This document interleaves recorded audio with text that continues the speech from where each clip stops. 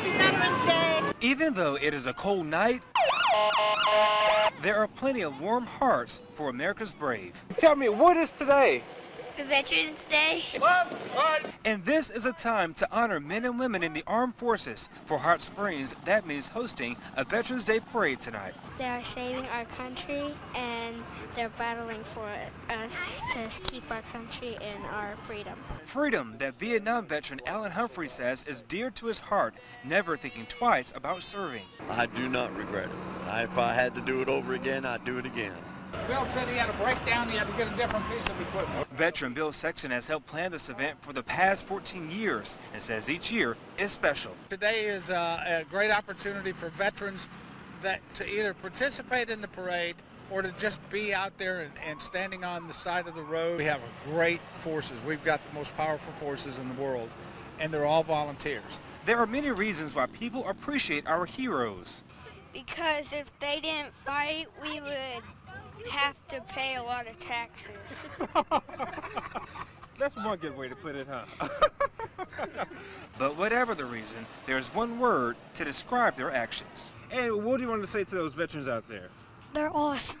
After 20 weeks of undergoing intense training and life-saving scenarios, these 13 recruits are now a part of the Little Rock Fire Department. With this graduation, the department now has 373 firefighters on the force. Other stations all around the city will also be getting additional firefighters to make up for people who retired in the last couple of months. And while tonight brings a 5-month journey to an end, they'll still be with each other a lot. Starting Monday, some of the firefighters will run this brand new station in West Little Rock, a station built to serve the neighbors who've migrated in droves to this once undeveloped part of the city. Living in a neighborhood, if something were to catch fire, it's nice to know that they're close enough that it doesn't endanger all the homes. Susan Furr says the opening makes her feel safer, knowing response times will be cut as a result. But with her elderly parents living with her, the presence of the station and firefighters helps her to settle in even more. She and her family just moved here from Dallas. Help is really close in case they fall or, something happens to them. Even the neighborhood kids see the value. It will save my Xbox, and it would save my family and my food. A hero's welcome to West Little Rock's newest neighbors. Last night, Corporal Keith Prince responded to this spot in Malvern and found a car stuck on the train tracks and surrounded by onlookers. That's when they heard this. First thing that goes to my head is, forget the property. We gotta get the people out of there. Corporal Prince got the people back, then the train collided with the car. The car didn't stand a chance. It was just sparks flew, parts flew. It just crumpled the car like a Coke can. Police say that after the train collided with the car here, both the train and the car actually slid 1,600 plus feet in that direction. To put that in perspective, 1,600 feet is longer than 5 football fields. The conductor and the engineer, they attempted to stop it, but you can't stop that much weight on a dime.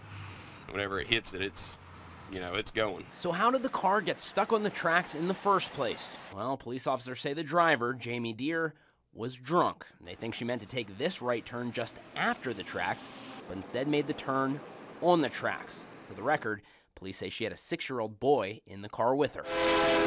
Here's the good news, though. Despite all this damage, no one got hurt.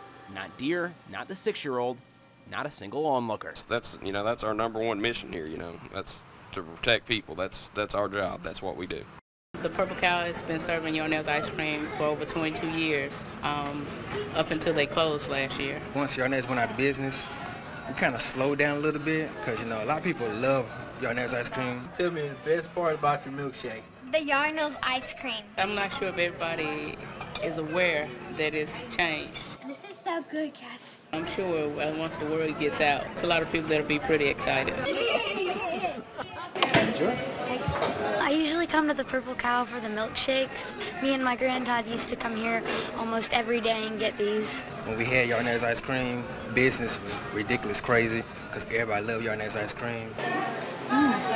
Okay. We can tell the difference between our products. One is a cream based and one is milk based. One is creamier than the other. Yarnell's is much more creamier. The Yarnell's, they bring it to us, and we just go from there.